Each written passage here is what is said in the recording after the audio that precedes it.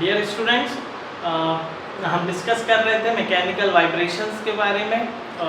उसके बाद मैंने देखा कि कुछ मॉडल्स रेडी किए, मैथमेटिकल मॉडल रेडी किया with the help of Newton method और एनर्जी मेथड। मतलब एलिमेंट्स थे कुछ मेरे पास, उन एलिमेंट्स की हेल्प से मैंने कुछ प्रॉपर्टीज समझी, जैसे फोर्सेस, एनर्जीज। उसके बाद मैंने उसको कहाँ पर यूज़ किया, किसी वाइब्रेटरी सिस्टम में यूज़ किया, न्यूटन्स मेथड, एनर्जी मेथड। उसकी हेल्प से मैंने एक डिफरेंशियल इक्वेशन बनाई, mx dot dot plus kx equals to 0। उसका सोल्यूशन किया तो मुझे उसकी नेचुरल फ्रीक्वेंसी मिल गई, दैट इज √k/m। तो अब तक मैं ये समझ पाया हूँ कि मेरे elements, that is damper, mass, spring और एक्साइटेशन फोर्स के अकॉर्डिंग 4 टाइप के वाइब्रेशन थे। Free, force, damped, undamped, 4 type के थे, वो मैंने समझ लिए। उसके हिसाब से मैंने पहला सिस्टम निकाला, that is undamped free vibration. कोई डैम्पर नहीं है, कोई एक्साइटेशन फोर्स नहीं है, मतलब इनिशियल डिस्प्लेसमेंट के बाद कोई फोर्स की एप्लीकेशन नहीं। जब मैंने देखा तो एक इक्वेशन मिली, mx dot dot plus kx equals to 0। उसका सॉल्यूशन निकाला तो मुझे इसकी नेचुरल फ्रीक्वेंसी मिली √k/m। मैंने पहले भी आपको बोला है कि मैं टोटल नंबर ऑफ जो टाइप्स ऑफ वाइब्रेशन है उन्हें 9 टाइप्स में डिवाइड किया है। 4 टाइप्स ऑफ वाइब्रेशन आप समझ चुके हैं, फ्री, फोर्स, डैम्प्ड, अनडैम्प्ड। अब बाकी के 3 टाइप्स के वाइब्रेशन जो हैं, जिनको मैं बोल रहा हूँ टाइप्स ऑफ वाइब्रेशन, इसको मैंने नाम दिया है न्यूमेरिकल प्रॉब्लम बेस्ड। ठीक है, इसमें 3 टाइप के वाइब्रेशन होते हैं, that is longitudinal, lateral, torsional vibration. अब इन तीनों को समझने की कोशिश करते हैं। देखिए, मान लीजिए ये आपका स्प्रिंग मास सिस्टम है, this is your spring mass system. ऐसा है, अगर मैं इसको स्प्रिंग मास ले लो, या अगर मैं स्ट्रेंथ ऑफ मटेरियल के पॉइंट ऑफ व्यू से बात करूं तो कोई भी बार ले लूं। अगर ये स्प्रिंग मास सिस्टम है और इसको मैं लीनियरली, ये इसके लॉन्गिट्यूडनली एक्सिस के अबाउट वाइब्रेट करवा रहा हूं, जैसे इसको इस डायरेक्शन में मैं लीनियर डिस्प्लेसमेंट दे रहा हूं, तो ये जो वाइब्रेशन होंगे, ये वाइब्रेशन होंगे आपके longitudinal vibration along the longitudinal axis of the system। अगर ये एक बार है तो बार का लॉन्गिट्यूडनल एक्सिस अभी बना के बताऊंगा। स्प्रिंग मास है तो इस डायरेक्शन में जो वाइब्रेशन एग्जीक्यूट हो रहे हैं इसको मैं बोल रहा हूँ लॉन्गिट्यूडनल वाइब्रेशन। ठीक है, अगर ये ऐसा रखा हुआ है हॉरिजॉन्टल, तो ये इस टाइप के जो वाइब्रेशन होंगे इनको मैं बोलूंगा लॉन्गिट्यूडनल वाइब्रेशन। बट अब मैं देखना चाह रहा हूं कि नहीं, अब देखिए आप, जैसे ये है, अब आपका मन है कि आप इसको इस डायरेक्शन में मूव करवाएं, जैसे इस तरीके से देखिए, जैसा एक पेंडुलम था, आप इसको इस डायरेक्शन में मारो, तो ये जो वाइब्रेशन है आपके, ये वाइब्रेशन होंगे लैटरल वाइब्रेशन। कौन से होंगे? Lateral vibration. इस लाइन ऑफ एक्शन यानी लॉन्गिट्यूडनल एक्सिस यानी इस वर्टिकल एक्सिस के परपेंडिकुलर अगर वाइब्रेशन हो रहे हैं तो इन वाइब्रेशंस को आप बोलोगे lateral vibration. For example simple pendulum, अगर ये कैंटिलीवर बीम है फॉर एग्जाम्पल, यहाँ से फिक्स्ड है और यहाँ से एक लोड लग रहा है, तो ये जो इसकी लॉन्गिट्यूडनल एक्सिस के परपेंडिकुलर जो वाइब्रेशन होंगे इनको बोलते हो लॉन्गिट्यूडनल वाइब्रेशन और ट्रांसवर्स वाइब्रेशन। ठीक है, समझ में आया? अगर ऐसा होगा तो लॉन्गिट्यूडनल, इस टाइप का होगा तो इट इज लैटरल और ट्रांसवर्स। अगर हॉरिजॉन्टल है, इस टाइप का अगर वाइब्रेशन है तो इट इज लॉन्गिट्यूडनल वाइब्रेशन। अगर इस टाइप के वाइब्रेशन है then it is lateral vibration. अब आप बोलेंगे टॉर्जनल वाइब्रेशन। टॉर्जनल वाइब्रेशन समझिए, ये देखिए, ये ट्विस्ट जो किया आपने, ये इस वर्टिकल एक्सिस के अबाउट ट्विस्ट, ये जो वाइब्रेशन होंगे to and fro motion about this vertical axis, इस टाइप के, These vibrations are torsional vibrations। तो प्रॉब्लम इन 3 के बेसिस पे ही आएगी आपकी, लॉन्गिट्यूडनल, लैटरल और ट्रांसवर्स। देख लेते हैं जरा इसकी मैकेनिक्स कैसी है। ये देखिए, मैं एक बार मान रहा हूं या आप एक स्प्रिंग मास सिस्टम मान लीजिए, क्योंकि थोड़ा प्रॉब्लम कॉम्प्लिकेटेड होती है। ये एक बार है, ठीक है, इस बार को फॉर एग्जांपल मैं इस डायरेक्शन में लोड दे रहा हूं, इस डायरेक्शन में लोड दूंगा तो वाइब्रेशन कैसे होंगे? इस टाइप के वाइब्रेशन होंगे, दैट इज लॉन्गिट्यूडनल एक्सिस के अबाउट। अगर इसकी जगह कोई स्प्रिंग लगा है तो स्प्रिंग का भी कैसा डिफ्लेक्शन होगा? इस टाइप का यहाँ पर, और एक स्प्रिंग मास सिस्टम में बना देता हूं।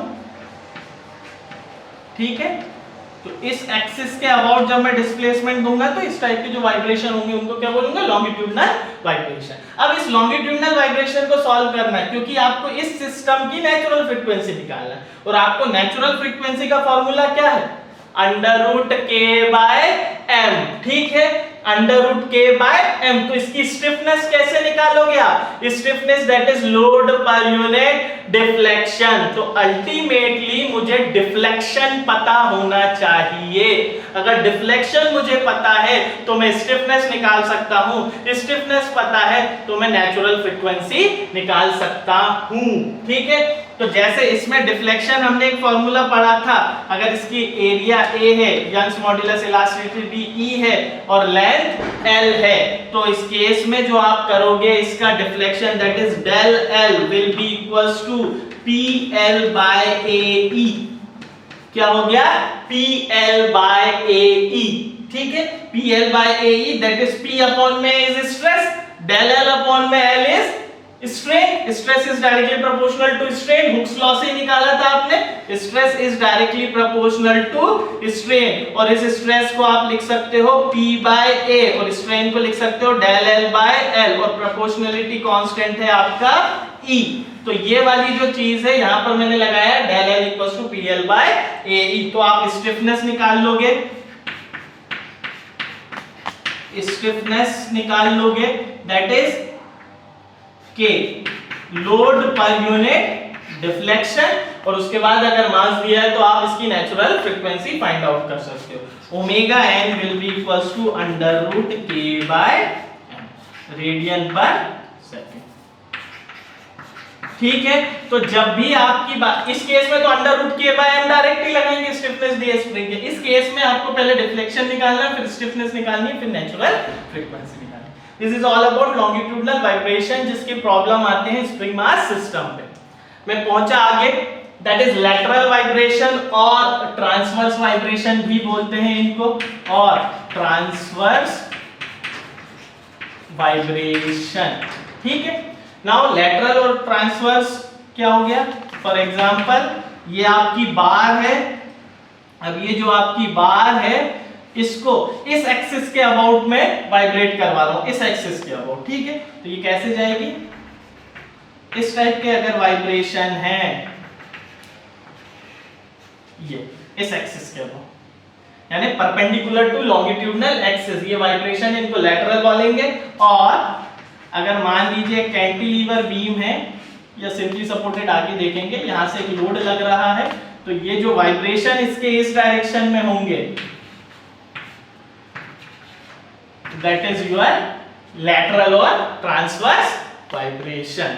ठीक है, लैटरल और ट्रांसवर्स वाइब्रेशन। समझने की बात यह है कि जो ट्रांसवर्स वाइब्रेशन और लैटरल वाइब्रेशन है, जैसे लॉन्गिट्यूडनल वाइब्रेशन तो आपके यूनिट नंबर 1 में काम आ गए। यूनिट नंबर 1 में कैसे काम आ गए, spring mass system, undamped free vibratory system का। ये जो लैटरल और ट्रांसवर्स वाइब्रेशन, इसकी एक आध प्रॉब्लम यूनिट 1 में है और इसकी सबसे बड़ी एप्लीकेशन व्हर्लिंग मोशन में है, व्हर्लिंग मोशन ऑफ शाफ्ट। क्योंकि एक शाफ्ट दो बेयरिंग के बीच में होती है तो उसे मैं एक बीम की तरह बिहेव करवाता हूं, आगे चल के देखेंगे। तो पूरा का पूरा ये वाला जो लैटरल और ट्रांसवर्स वाइब्रेशन का सेक्शन है ये बीम्स पे जाता है। तो बीम पे गया तो बीम का डिफ्लेक्शन ऑफ बीम मुझे यहां पर इंपॉर्टेंट रोल प्ले करेगा। जैसे मैंने रोड मैप में आपको बताया था हर एक सब्जेक्ट में क्या क्या इंपॉर्टेंट है, तो इस वाले पॉइंट में फॉर लैटरल वाइब्रेशन और ट्रांसवर्स वाइब्रेशन मुझे डिफ्लेक्शन ऑफ बीम के बारे में पता होना चाहिए। सारे फॉर्मूले में जब आएगा तब मैं लिखवा दूंगा। फॉर एग्जांपल यहां पर मैं सिर्फ अभी कैंटिलीवर बीम के पॉइंट ऑफ व्यू से बात करता हूं। ठीक है, तो कैंटिलीवर बीम का डिफ्लेक्शन क्या होता है, कैंटिलीवर बीम के केस में अगर एक पॉइंट लोड लगा है तो deflection will be PL³ upon में 3EI। ठीक है, डिफ्लेक्शन। अब हम इसके बाद स्टिफनेस निकाल देंगे that is load per unit deflection, और फिर नेचुरल फ्रीक्वेंसी निकाल देंगे। एक और चीज मुझे यहां पर समझने की बात है वो ये कि जब मैंने आपका FBD बनवाया था स्प्रिंग मास सिस्टम का, ठीक है, तो मैंने क्या बोला था कि जैसे ही मार्केट से मैं नया स्प्रिंग लेकर आया, मैंने 5 केजी का मास उस पे लगा दिया। अब ये जो 5 केजी के कारण वेट होगा, इसको एक केडेल स्प्रिंग फोर्स विथस्टैंड करेगा, नहीं तो सिस्टम इक्विलिब्रियम में कभी नहीं आएगा।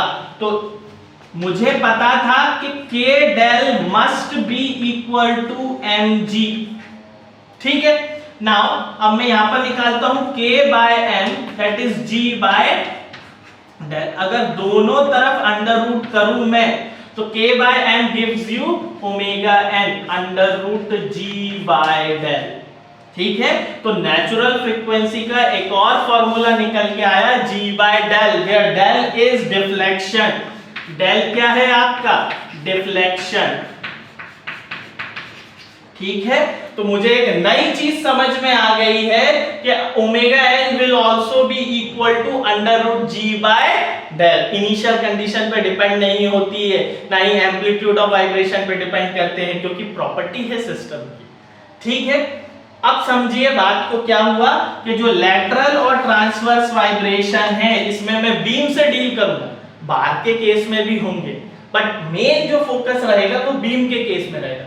कैंटिलीवर बीम का एग्जांपल लिया, डिफ्लेक्शन इज PL³ अपॉन में 3I, स्टिफनेस निकाल दो, फिर नेचुरल फ्रीक्वेंसी निकाल दो under root K by m से, या फिर direct under root G by del से आप क्या निकाल सकते हो? Natural frequency. तो यहां पर डिफ्लेक्शन ऑफ बीम के फॉर्मूले बहुत इंपॉर्टेंट रोल प्ले करने वाले हैं। तो जितनी भी लैटरल और ट्रांसवर्स वाइब्रेशन की प्रॉब्लम आएगी, उनको मैं इस हिसाब से सेट करूंगा। अब आते हैं टॉर्जनल वाइब्रेशन। समझ में आ गया था ना? ये हो गया लॉन्गिट्यूडनल वाइब्रेशन, ये हो गया लैटरल वाइब्रेशन, ये हो गया torsional vibration. For example torsional vibration के केस में आप क्या करते हो? एक रोटर का एप्लीकेशन आ जाता है यहां, ठीक है। ये तो ये वाले जो वाइब्रेशन होंगे, इन्हीं को आप क्या बोलोगे? Torsional vibration. अब बात समझने की है कि भैया लैटरल और ट्रांसवर्स तो लीनियर सिस्टम है, जबकि टॉर्जनल वाइब्रेशन एक एंगुलर सिस्टम है।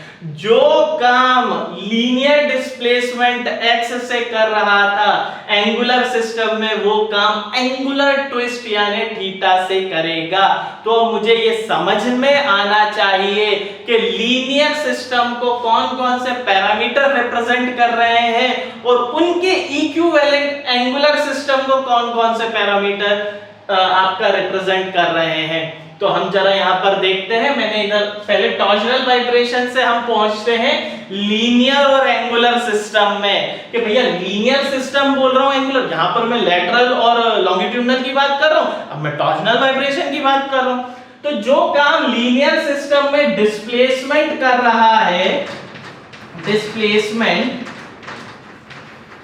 x से रिप्रेजेंट कर रहे हो, एंगुलर सिस्टम में आप थीटा से रिप्रेजेंट कर रहे हो, क्योंकि लीनियर सिस्टम में डिस्प्लेसमेंट क्या दे रहा हो? Linear displacement x 1 metre, 1 centimetre, 1 mm, 0.5 mm, so on. और एंगुलर सिस्टम में आपको ट्विस्ट एंगुलर ही तो देना पड़ेगा, तभी तो आप उसको एंगुलर सिस्टम बोलोगे और टॉर्जनल वाइब्रेशन बोलोगे। तो इसमें आप दोगे थीटा से, ठीक है। तो वेलोसिटी क्या हो जाएगी? वेलोसिटी x डॉट से रिप्रेजेंट कर रहे हो, एंगुलर सिस्टम में थीटा डॉट से। सेम चीज, जो काम वेलोसिटी x डॉट कर रही है वो वहां पर थीटा डॉट करेगी। यहां पर एक्सेलरेशन, एक्सेलरेशन आप x डबल डॉट से कर रहे हो, तो एंगुलर सिस्टम में थीटा डबल डॉट से कर रहे हो। तो अब मेरे को पता होना चाहिए कि सिस्टम लीनियर है कि एंगुलर, क्योंकि सिंगल सिस्टम में मैं प्रॉब्लम सॉल्व कर सकता हूं, या तो सिस्टम लीनियर हो या सिस्टम एंगुलर हो, और या मुझे ये पता हो कि लीनियर को एंगुलर में कैसे कन्वर्ट करते हैं। आगे जाके न्यूमेरिकल प्रॉब्लम में मैं समझाऊंगा, क्योंकि ये टाइप क्या है? न्यूमेरिकल बेस्ड टाइप, ठीक है। जो काम लीनियर सिस्टम में मास करता है दैट इज m, ठीक है, यूनिट विल बी kg। तो एंगुलर सिस्टम में वो काम करता है I, that is mass moment of inertia, ठीक है, जो काम लीनियर सिस्टम में मास करता है एंगुलर सिस्टम में मास मोमेंट ऑफ इनर्शिया करता है। ये बात बिल्कुल ध्यान रखो। और सबसे ज्यादा प्रॉब्लम इसी में आती है, बच्चे k बाय m याद कर लेते हैं, जबकि टॉर्जनल सिस्टम में k बाय m नहीं होता, I होता है।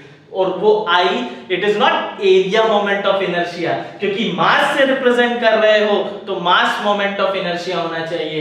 Area moment of inertia for circle is pi by 64 d4, but mass moment of inertia उसका अलग होता है। अभी अपन इस पे बात करेंगे। तो बहुत इंपॉर्टेंट क्या हो गया, linear mass moment of inertia और एरिया मोमेंट ऑफ इनर्शिया दोनों अलग हैं, ये मुझे पता होना चाहिए। जो काम लीनियर सिस्टम में फोर्स करता है that is F, it is kg, it is Newton. वही काम एंगुलर सिस्टम में मोमेंट या कपल करता है, मोमेंट या कपल करता है, दैट इज जो काम लीनियर सिस्टम में फोर्स करता है वही काम मोमेंट करता है या कपल करता है। अब मुझे ये बताइए कि मोमेंट, टॉर्क और कपल में क्या डिफरेंस है। तो अगर लीनियर सिस्टम है तो force into perpendicular distance is moment. For example अगर इस फोर्स का फॉर डाउनवर्ड लग रहा है, इस पॉइंट के अबाउट अगर मुझे इसका एप्लीकेशन देखना है, फॉर एग्जांपल इस ये देखिए ये वाला जो पॉइंट है, इस पॉइंट को इसका फोर्स का एप्लीकेशन देखना है तो दैट फोर्स F इनटू ये perpendicular distance it is moment. अगर इसका एंगुलर सिस्टम में देखना है तो मैं उसको टॉर्क बोलूंगा कि जब एक एंगुलर टॉर्क लग रहा है तब उसको मैं बोलूंगा टॉर्क। फोर्स और किसी रेडियस पे लगता है, जब कोई सिस्टम एंगुलर होता है उस पे जो force into perpendicular distance radius, उसको मैं बोलूंगा टॉर्क। लीनियर सिस्टम में इस फोर्स का इस पॉइंट के अबाउट एप्लीकेशन देखना है तो मैं उसको मोमेंट बोलूंगा। कपल क्या होता है, जब two equal and opposite forces acting at a perpendicular distance, ये देखिए ये डाउनवर्ड लग रहा है, ये अपवर्ड लग रहा है, तो एक कपल ट्विस्ट करेंगे। अगर ये अपवर्ड है ये डाउनवर्ड है तो इस टाइप का, इसको कपल बोलते हैं। तो कपल बोलो, मोमेंट बोलो, टॉर्क बोलो, एक ही चीज है। फोर्स इनटू परपेंडिकुलर डिस्टेंस आता है, एप्लीकेशन कैसी है वो देखना। तो force is equivalent to couple in angular system. ये मत कहिए कि moment is equivalent to couple और एनीथिंग एल्स। हमें क्या करना है, force is equivalent to couple in angular और इन एंगुलर सिस्टम। तो ये वो चीजें हैं कि जो मुझे याद होनी चाहिए कि लीनियर सिस्टम है कि एंगुलर सिस्टम है। जो काम लीनियर सिस्टम में स्टिफनेस करती है, स्टिफनेस, इसको मैं लिख रहा हूं K, that is Newton per metre, ठीक है।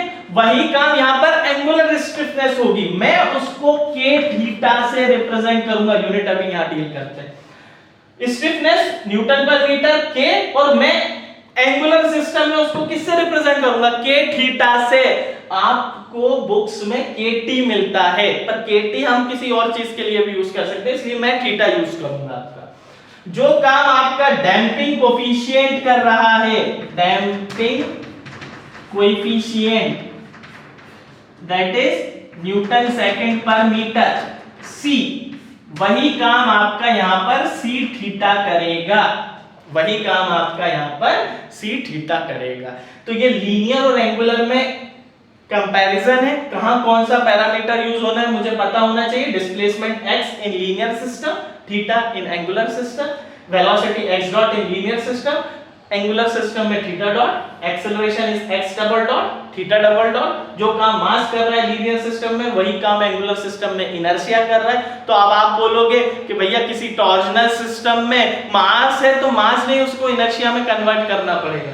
फोर्स जो काम कर रहा है वो यहाँ पर कपल कर रहा है, that is newton metre. Stiffness newton per metre यानी K, तो यहाँ पर K थीटा, यहाँ पर डैंपिंग कोफिशिएंट C, तो यहाँ पर C थीटा। इनको न्यूमेरिकल प्रॉब्लमिंग की यूनिट को अच्छे से समझेंगे, ठीक है।